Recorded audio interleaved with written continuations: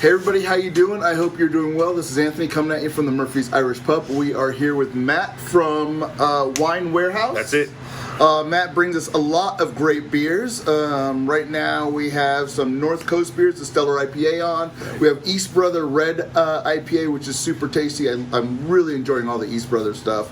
And so today we're having some different things, right? Yeah. What did you bring us today? So today we're going to give a shot from the Bruery. So down in Southern California, they do a lot of great stuff. Matt Rude, the founder, he really loves all his barrel aged. That's what he likes to do, So he has a couple different lines. He has, his barrel aged stouts. He has his double barrel aged stouts. He's got kind of a bakery series, like an oatmeal cookie, a boysenberry pie feel. But he also has some other Belgians, like a hoppy Belgian, even some sours. So he's got a wide range. He even has his what he calls offshoot of the company, where he makes his hazy IPAs. Okay. Thus called offshoot.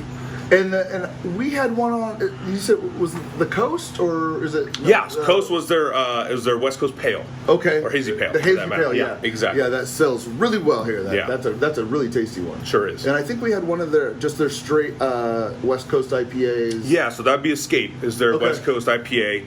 Relax is their hazy, and then Retreat's their double hazy. Okay, cool. And that's their offshoot brand from the brewery. Right. He never wanted to make an IPA because he loves his Belgian styles, loves his barrels. Yeah. But I think he had to stay with the times and get some fresh stuff out there. Save the times in America right now, right? Yep. Okay. Perfect. So first we're starting with his family brew, the Root Keller line, which is his lager line. So this is his Helles style beer. He has a Pils, a Marzen, a Dunkel, but right now we have the Helles, so we're gonna give that a whirl. That is more a traditional German style lager. Okay. Perfect. Awesome. Exactly. I like that kind of. It's got that. Kind of like a little touch of like a biscuity kind of nose to it. Almost a baked good, almost. Yeah. Yeah. Exactly. You're not looking at your rice pilsners or anything like that.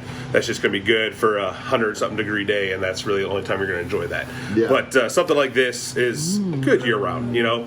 Still a lighter style beer, but in terms of a German style beer, definitely have that more purity, that clean, crisp finish, but still having body. If you look at Helles, Pilsner, Marzen, Oktoberfest, Fest beers, Dunkels, those are all lagers because based on the yeast they use. So ultimately, we're breaking things down into lagers or ales based on the yeast that's used, the temperature that they're brewed, right?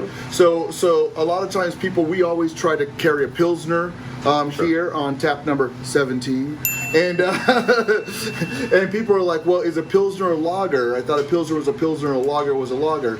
But a Pilsner is a lager. It is, in the large scheme of things, it's just a style of lager. Am I correct? Yep. Okay, exactly. Cool. Right. But ultimately, I think of lagering more as a process than a style. So it's more of a process. So when you're saying these things like the Dunkel, the Oktoberfest, the Marzens, the Pilsners, all are lagered in the sense of using lager yeast, brewing slow and low. Correct. Low temperature for a longer period of time. Correct? That's exactly right. Yeah, and most beers you're having these days, IPAs, whatnot, those can be done in a couple weeks. They're quick. You get all the hops in there, let it go. Versus a lager, that could take months. Some people will make it for 6. Yeah. It takes a while. So the Oktoberfest you're drinking, those Marzen, that's generally March, right? Yeah. That's when they're making that beer, putting it in a cave. Oh, for October. Yeah, for September. Exactly right. Yeah, so that's why it's called a Marzen, because they make that beer, put it in the cave, let it go. That's interesting. And that's when it come out. Oh, exactly. Cool. Yeah. Interesting. Right on. Thank you. Sure. All right, next one we got lined up is their Mischief. So Mischief is your Belgian-inspired ale, golden ale, but they dry hop at the end to give it a good hoppy, kind of resin citrus type of feel to it. So a little bit of a hybrid. Exactly. Kind of cross between, I think they classify it online as a marrow Belgian. Okay. That's what they call it. But it's a...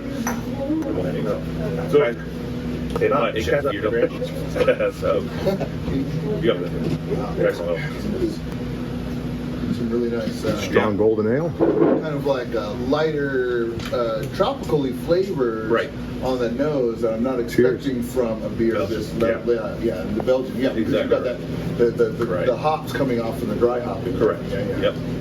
That's why that big nose in the front's the part of that dry hop. And the ABV is around 85.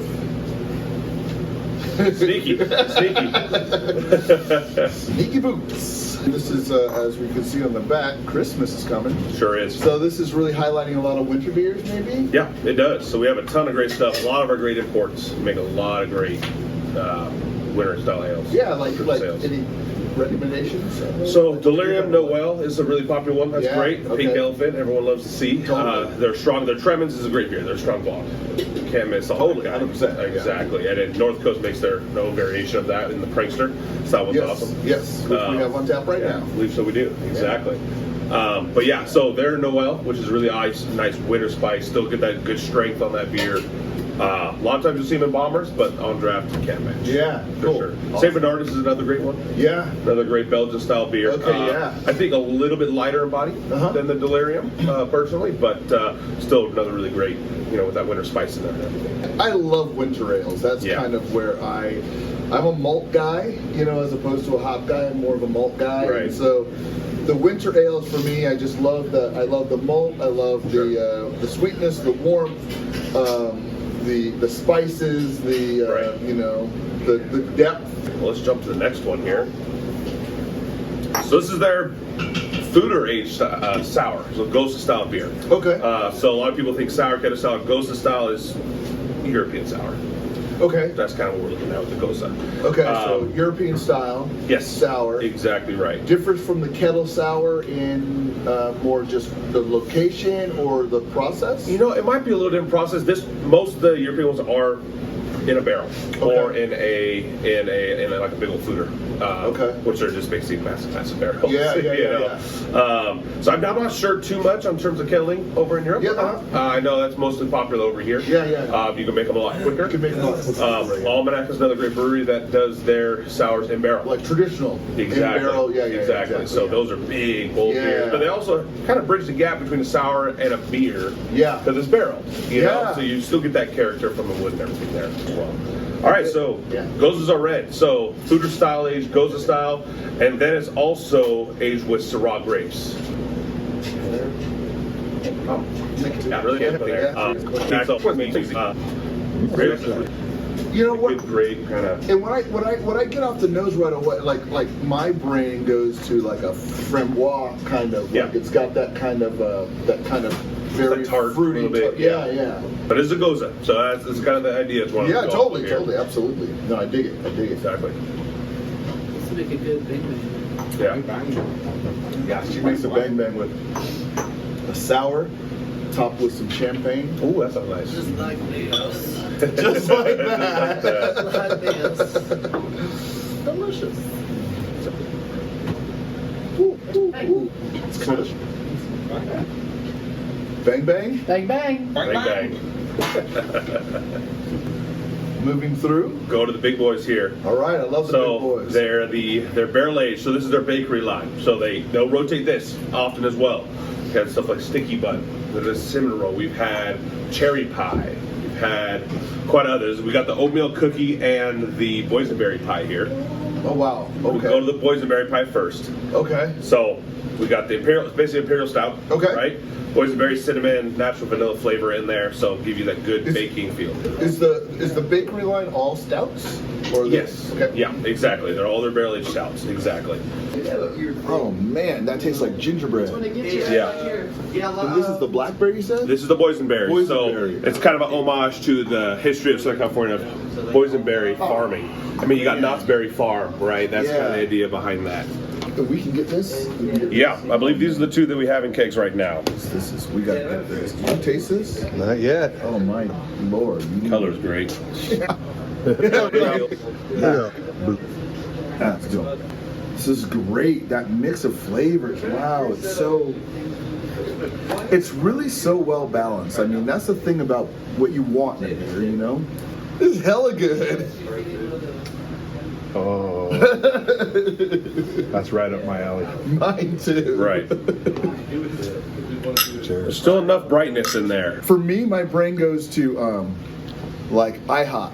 Because growing up, I go to IHOP syrup, and get the boysenberry syrup. You know what I'm saying? Yeah, exactly. I love the boysenberry. That's probably my favorite one.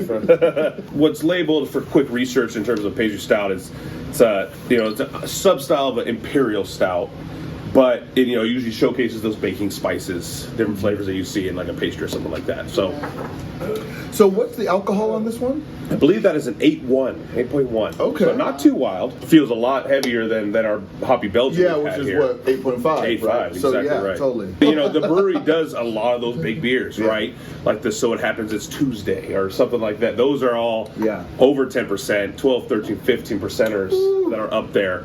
Most of those come in the big old bombers, and they have an actual. It's almost like a wine club. They have a beer club where you can get shipments of it. Yeah. Go to another pastry stout. It's our oatmeal cookie.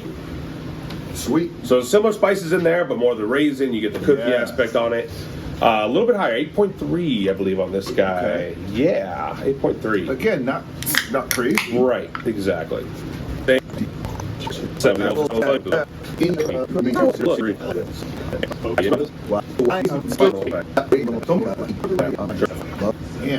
lovely. Be in Clean, focus. Subtle. There we go. Camera's getting a little drunk. Right. Stop drinking so much. Stop drinking so much, camera. I liked all those beers. Yeah. I really did. So I'm excited getting into the season. Definitely, yeah. No, the winter ales are great because you get that great baking spices, the cinnamon, nutmeg, stuff like that. But yeah, another great heartwarming beers. Awesome. For sure. Matt, I really appreciate it, man. Of course. I always enjoy when you come and bring such great stuff. We're definitely going to order some of this stuff. Thank you guys very much for watching. And if you are into this, please, in the comments, put your favorite winter beer or fall beer or brewery beer. Cool. No doubt. Awesome. Perfect. Cheers. Appreciate it.